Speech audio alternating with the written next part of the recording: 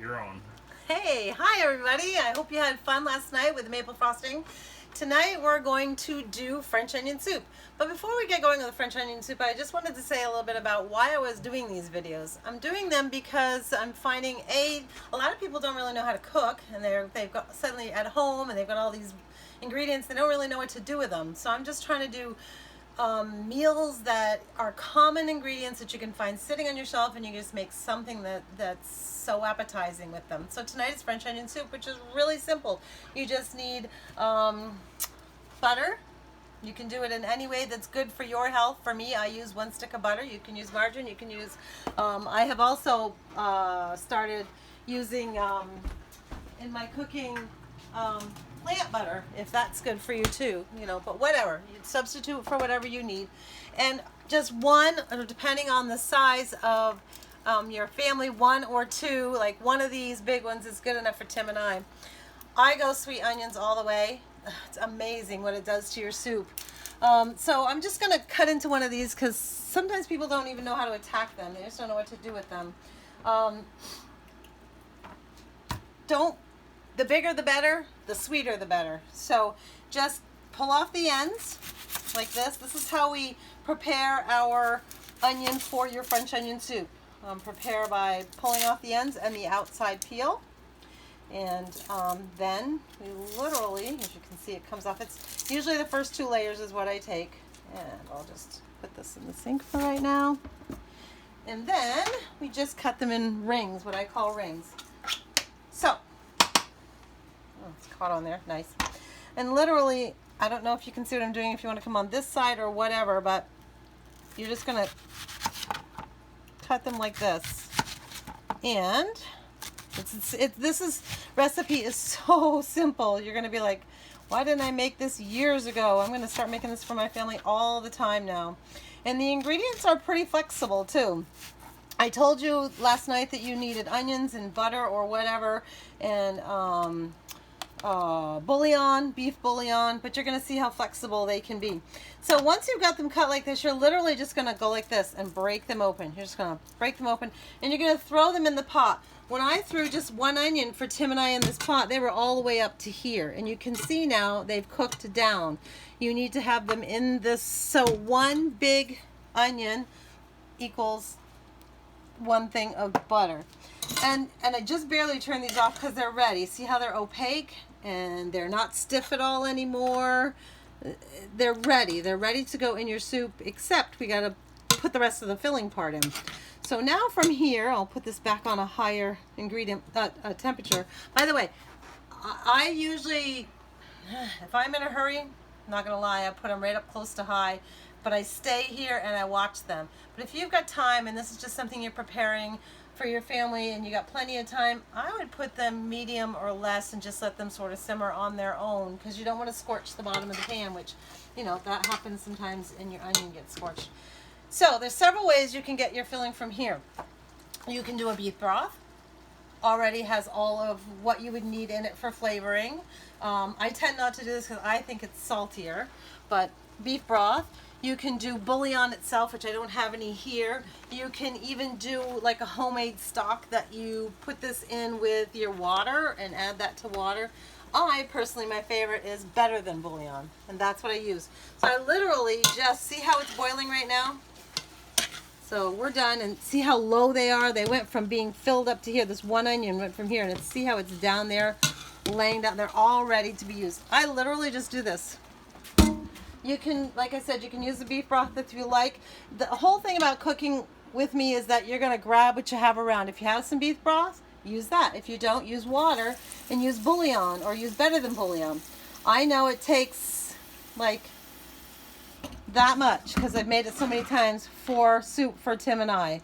So I just kind of go with it until I know we've got enough broth to fill these 2 crocks over here. That's what the ultimate goal is.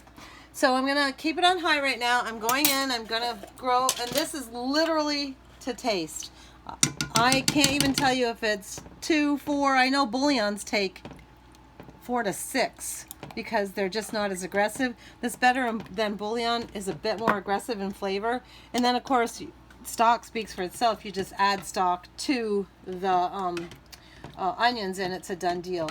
As soon as this gets to a certain temperature, which is going to be very quick, I'm going to taste the flavor that I have, because I'm probably going to have to adjust it a little bit, but I have to make sure it's all this is all dissolved in there. And you can see the color's changing now. This is where you're getting your brown color, because it really is supposed to be a beef broth in there. I give it a quick. I like doing it this way for two reasons. It's perfect. The Better Than Bouillon has a I don't know how to explain it. It's got a mild taste, but at the same time, like bouillon itself, I think is very salty, and so aren't some of the. I like to put it with the pure butter, because I am a person who likes my French onion soup to have a buttery flavor to it. And the Better Than Bouillon does not conquer that buttery flavor. It doesn't go, oh my God, here's beef and salt.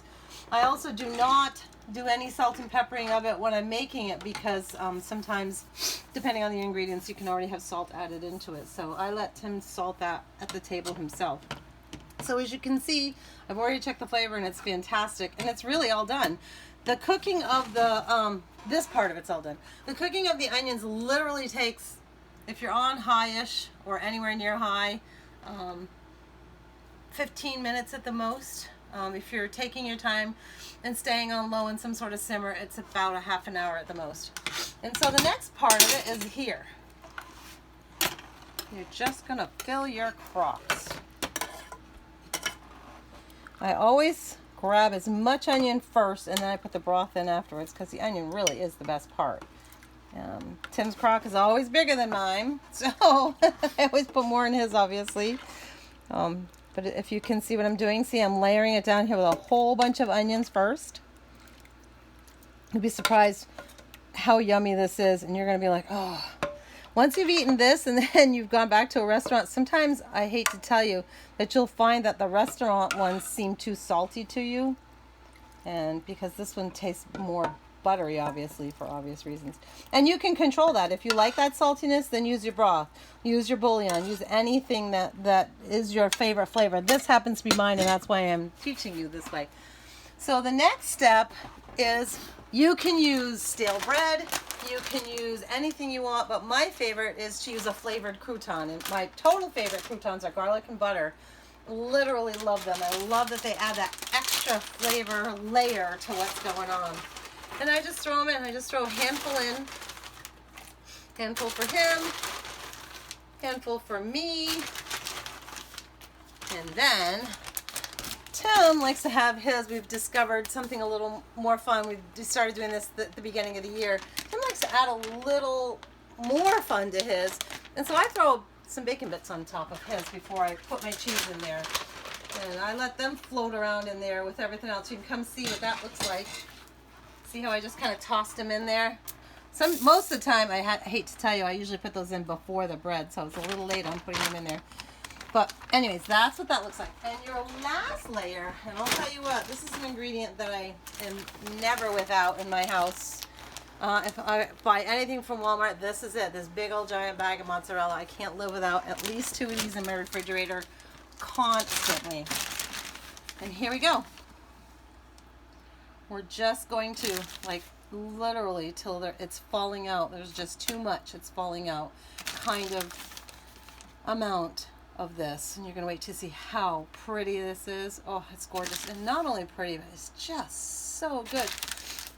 And you know how sometimes the little kids don't tend to like French onion soup, but the little kids like the flavor of this because it has that, like I say again, less salty flavor and more buttery flavor. So my grandkids eat it. My children ate it when they were very picky. They ate this.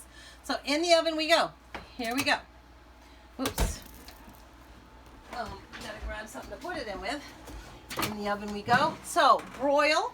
I tend to use on low broil. I don't know how comfortable you are. And these crocks have to be good enough to go in an oven. So whatever you do, oh, I guess I have to put it down lower. I had it on the top thinking, oh, but I guess I'll put it on. I'm lucky enough to have 2 ovens, thank goodness. So I put it down here, and I keep it on low because I'm not a big high broiler because I worry about cooking things too much. So that's only going to be in there for a couple of minutes, and you wait till you see what comes out. So again, this can be the whole flavor of this ends up being controlled by you, by your ingredients. Absolutely controlled. And it's something you should play with a few times. You know, what do you like? Do you like the saltier flavor? Some people do. Some people just really groove on that, and some don't. And I happen to be a person that loves the buttery flavor. So if you can hold on for a minute, I'm definitely going to show you what... Can we just pause it? Can we pause it? Absolutely. Oh, sure.